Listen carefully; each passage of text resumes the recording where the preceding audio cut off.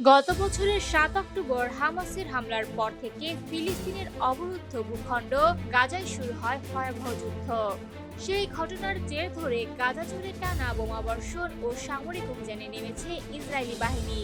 দীর্ঘ এই সংঘাতে প্রতিদিনই প্রাণ হারাচ্ছেন অসংখ্য নিরীহ মানুষ, যাদের বড় একটি অংশ নারী ও শিশু।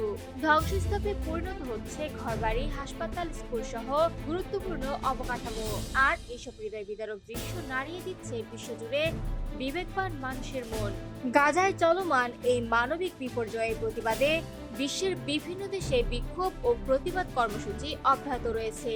মানবাধিকার সংগঠনগুলোও উদ্বেগ প্রকাশ করছে বেসামরিক মানুষের নিরাপত্তা নিয়ে। তবে এই পরিস্থিতির মাঝে ধর্মীয় দৃষ্টিকোণ থেকে অনেকেই আলোচনা করছেন ইসরায়েলের ভবিষ্যৎ ও তাদের পরিণতি নিয়ে পবিত্র কুরআনে কি বলা হয়েছে। পবিত্র কুরআনে আল্লাহ তাআলা বনী ইসরায়েলের অতীত ইতিহাস, তাদের অবাধ্যতা এবং পৃথিবীতে ফিতনা ফাসাদ সৃষ্টির কথা উল্লেখ করেছেন।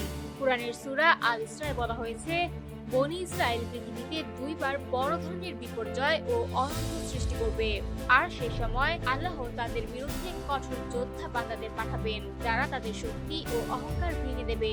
কুরআনের আয়াতে আরো বলা হয়েছে, যখন তারা ভালো কাজ করবে তখন তার সুফল নিজেরাই পাবে, আর মন্দ কাজ করলে তার পরিণতিও ভোগ করতে হবে তাদেরই। আল্লাহ তাআলা সতর্ক করে দিয়েছেন, যদি তারা আবারও একই পথে ফিরে যায় তবে শাস্তি আবারও ফিরে আসবে। কিছু মুফাসসির বা তাফসীরকারের মতে ইতিহাসে বনী ইসরায়েল একাধিকবার পরাজয় ও ধ্বংসের মুখোমুখি হয়েছে। আর বর্তমান বিশ্বের নানা ঘটনাকে ঘিরেও কেউ কেউ মনে করেন কুরআনে বর্ণিত সেই সতর্কবাণী আবারও বাস্তবতার দিকে এগোচ্ছে।